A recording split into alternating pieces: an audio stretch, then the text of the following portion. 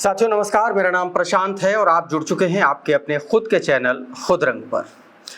दोस्तों, हरियाणा के विधानसभा चुनाव के नतीजे आ गए, लेकिन उम्मीद के हिसाब से बहुजन समाज पार्टी को वो सफलता हाथ नहीं लगी। मायावती जी ने कहा कि हरियाणा के जो जाट वोटर्स हैं वो अपनी जातिवादी मानसिकता से बाहर नहीं निकल पाए और इसीलिए बहुजन समाज पार्टी के कैंडिडेट्स में जाट बिरादरी के जो वोटर्स थे, उनके जो वोट थे वो ट्रांसफर नहीं हो पाए, बल्कि बहुजन समाज पार्टी के जो दलित मतदाता थे उन्होंने इंडियन नेशनल लोकदल को वोट किया और इसीलिए INLO की 2 सीटें आई और उनका वोट फीसदी भी बढ़ा, 5% के ऊपर पहुंच गया। ये तो बात थी साथियों हरियाणा के, लेकिन आज के इस वीडियो में मैं आपको बताऊंगा नवंबर में होने जा रहे महाराष्ट्र के विधानसभा चुनाव को लेकर के। साथियों, कल जब बहन जी मायावती जी ने प्रेस कॉन्फ्रेंस की थी उसमें सीधे तौर पर उन्होंने 3 राज्यों का नाम लिया था, जिसमें दिल्ली थी, महाराष्ट्र थी और झारखंड था। महाराष्ट्र में बहुजन समाज पार्टी ने अपने नए प्लान पर काम करना शुरू कर दिया है। आपको याद होगा कि मायावती जी ने अपने ट्वीट में हरियाणा विधानसभा चुनाव के नतीजों के बाद जो उन्होंने ट्वीट किया था, पोस्ट किया था, उसमें उन्होंने कहा था कि नया रास्ता निकाला जाएगा, नया रास्ता जो है वो तलाशा जाएगा। और महाराष्ट्र में बहन कुमारी मायावती जी ने नया रास्ता तलाश लिया है। साथियों, महाराष्ट्र में आप सभी को पता है कि बहुजन समाज पार्टी लंबे वक्त से अपनी सियासी जमीन को तलाश करने की कोशिश कर रही है। महाराष्ट्र में साथियों एक ऐसा रीजन है जहां पर बहुजन समाज पार्टी बहुत अच्छा प्रदर्शन कर सकती है। विदर्भ रीजन की मैं बात कर रहा हूं। यहां पर दलित मतदाताओं की संख्या 28% के आसपास तक है साथियों, और इसीलिए बहन कुमारी मायावती जी महाराष्ट्र में बहुत मजबूती के साथ चुनाव लड़ने की तैयारी कर रही हैं। उसी के मद्देनजर अब एक बयान आया है बहुजन समाज पार्टी के महाराष्ट्र प्रदेश अध्यक्ष सुनील डोंगरे का। उनका ये बयान क्या है ये मैं आज आपको इस वीडियो में बताऊंगा। प्रकाश अंबेडकर को लेकर के एक बहुत बड़ी खबर है, बहुजन समाज पार्टी और प्रकाश अंबेडकर में गठबंधन को लेकर के, उसके बारे में आपको बताऊंगा। साथ में बताऊंगा बहुजन समाज पार्टी का महाराष्ट्र में अब तक का प्रदर्शन कैसा रहा है, और अगर बहुजन समाज पार्टी और प्रकाश अंबेडकर की वंचित बहुजन अघाड़ी ये सब साथ में आ जाते हैं तो महाराष्ट्र में किस तरीके का कमाल मिल करके कर सकते हैं। लेकिन सबसे पहले बात जिक्र उस बयान का करेंगे जो बयान सुनील डोंगरे ने दिया। साथियों, हमारे पास ये देखिए, ये इनका एक बयान है, मैं आपको दिखाने की कोशिश करता हूं। ये देखिए, ये सुनील डोंगरे का बयान है। साहब जो हमारे लिए सभी की आदरणीय, उन्होंने या उनके माध्यम से मातृभूमि पेपर में 4-5 दिन के पहले हमने पढ़ा था कि उन्होंने कहा कि यदि बहन जी तैयार है तो हम चर्चा करने के लिए युति के संदर्भ में चर्चा करने के लिए तैयार हैं। तो मैं आपको बताना चाहता हूं कि हम आदरणीय अंबेडकर साहब का वेलकम करते हैं, स्वागत करते हैं उनकी इस डिसीजन का। हमें बड़ा अच्छा लगा कि लेट क्यों ना हो, लेकिन उन्होंने समाज के बारे में, अम्बेडकरी समाज के बारे में अच्छा सोचा। तो ये बयान सुनील डोंगरे का आया साथियों। सुनील डोंगरे का ये बयान तब आया जब प्रकाश अंबेडकर साहब ने बहुजन समाज पार्टी से गठबंधन करने का मन बनाया, उनको सीधे तौर पर कहा जाए तो न्योता दिया। अब साथियों इस बात को लेकर के पुख्ता संकेत मिल रहे हैं कि आने वाले 1 से 1.5 महीने के भीतर बहुजन समाज पार्टी और प्रकाश अंबेडकर की वंचित बहुजन अघाड़ी के बीच में गठबंधन लगभग तय हो जाएगा। गठबंधन तय होने के बाद महाराष्ट्र की क्या सूरत हाल होगा, क्योंकि एक तरफ महायुति है जिसमें भारतीय जनता पार्टी है, भारतीय महायुति जो गठबंधन है साथियों, NDA का जिसको कह सकते हैं, जिसमें भारतीय जनता पार्टी है, जिसमें शिवसेना का शिंदे गुट है, जिसमें अजीत पवार गुट है NCP का, तो ये सब साथ में मिलकर के चुनाव लड़ रहे हैं। दूसरी तरफ कांग्रेस के साथ शरद पवार का गुट है, NCP का उद्धव ठाकरे का गुट है।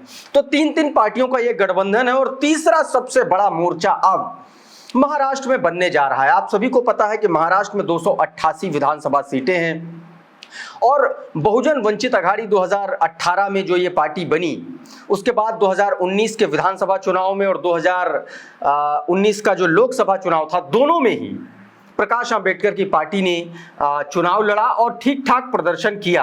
क्या प्रदर्शन किया है ये मैं आपको एक बार बता देता हूं। पहले ताकत बताऊंगा वंचित बहुजन अघाड़ी की कि उनकी क्या ताकत है। 18 में बनी इस पार्टी ने सबसे पहले जब 2019 में विधानसभा का महाराष्ट्र में चुनाव लड़ा तो 243 सीटों पर ये पार्टी चुनाव लड़ी।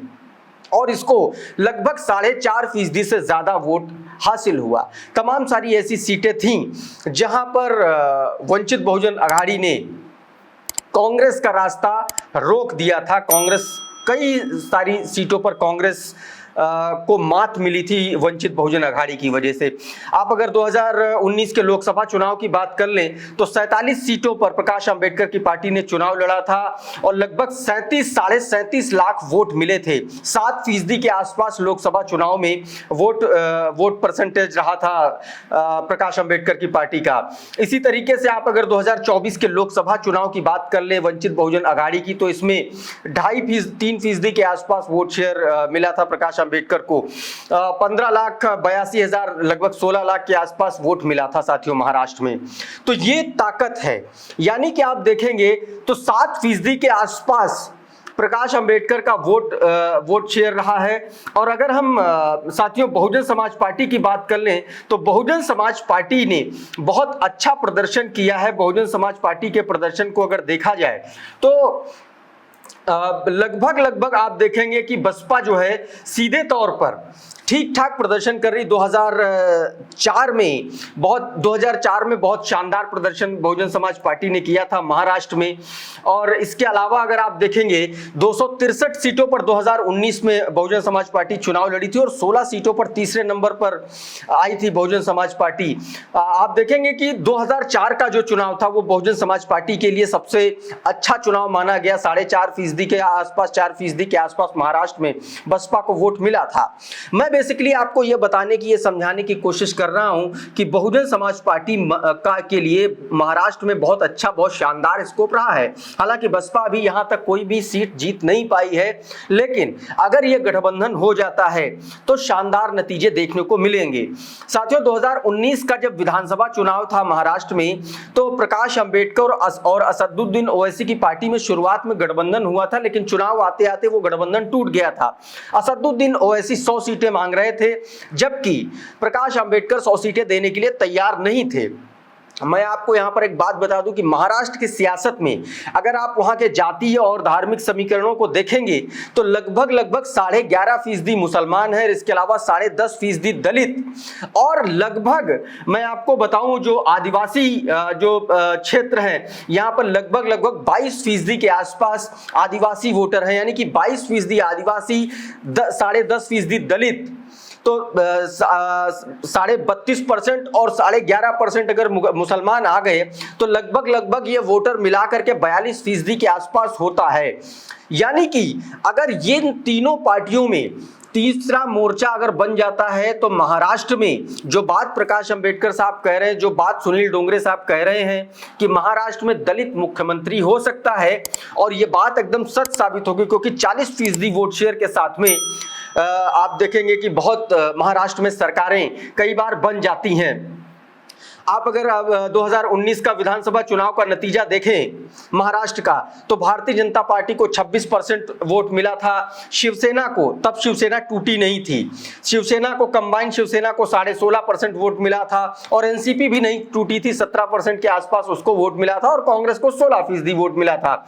इंडिपेंडेंट की यहाँ पर बहुत मजबूत उपस्थिति होती है, 10% के आसपास इंडिपेंडेंट कैंडिडेट्स को वोट मिला था। लेकिन यही नतीजे अगर आप लोकसभा चुनाव के देख लें अभी पिछले वाले, तो आप देखेंगे कि शिवसेना उद्धव बाला साहब ठाकरे का जो गुट है उसको 17% के आसपास वोट मिला और एनसीपी शरद पवार को 10.5% के आसपास वोट मिला और शिवसेना को, यानी कि जो शिंदे गुट है, उसको 13% और इंडिपेंडेंट्स को 5.5% का वोट शेयर हासिल हुआ।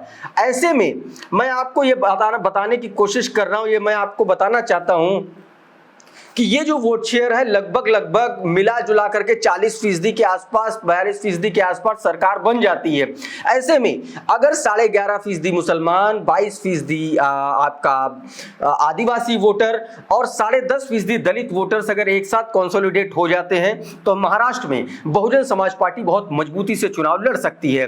अब अगर बात करें अलग अलग रीजन की तो कोंकण रीजन है जो सबसे ज्यादा यहाँ पर कहा जाता है कि मुस्लिम्स 28% तक इस रीजन में है। तमाम सारी सीटों पर सबसे ज्यादा इसी रीजन में है। मुंबई रीजन भी इसको तमाम सारे लोग बोलते हैं।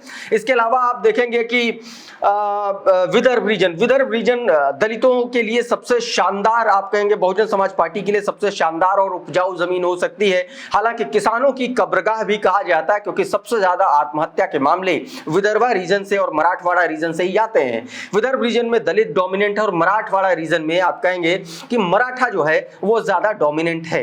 ऐसे में अगर बहुजन समाज पार्टी का गठबंधन, ये जो वंचित बहुजन विकास अघाड़ी प्रकाश अंबेडकर के साथ जो बातचीत चल रही है, अगर ये डील पक्की हो जाती है तो महाराष्ट्र में बहुजन समाज पार्टी एक शानदार प्रदर्शन करने के लिए तैयार है साथियों। और मायावती जी ने अपनी प्रेस कॉन्फ्रेंस में इसका सीधा सीधा ऐलान भी कर दिया है कि मजबूती के साथ चुनाव लड़ा जाएगा। दोस्तों इस वीडियो में फिलहाल इतना ही। हमारे इस वीडियो में दी गई जानकारी आपको कैसी लगी हमें कमेंट बॉक्स में जरूर बताइए। ये वीडियो अगर आपको अच्छा लगा, पसंद आया तो इस वीडियो को लाइक कर दीजिए, शेयर कर दीजिए। अगर आप हमारे चैनल पर पहली बार आए हैं तो हमारे चैनल को सब्सक्राइब कर लीजिए, बेल आइकन दबा दीजिए, ताकि इसी तरीके के तमाम वीडियोस आपको सबसे पहले मिलते रहे साथियों। बहुत मेहनत लगती है, मेहनत से रिसर्च करते हैं, इसलिए चैनल को सब्सक्राइब जरूर कर लीजिए। अगर आपको हमारा ये वीडियो पसंद आता है, अगर आप किसी और टॉपिक पर भी वीडियो चाहते हैं तो हमारे कमेंट बॉक्स में जरूर लिखिए। कुछ अगर सुझाव हैं वो भी जरूर लिखिए। हम आप सभी साथियों के सारे कमेंट्स पढ़ते हैं, वहां से अगर कोई हमें कमेंट, कोई सुझाव अच्छा लगता है तो उस पर भी वीडियो बनाने की कोशिश जरूर करेंगे।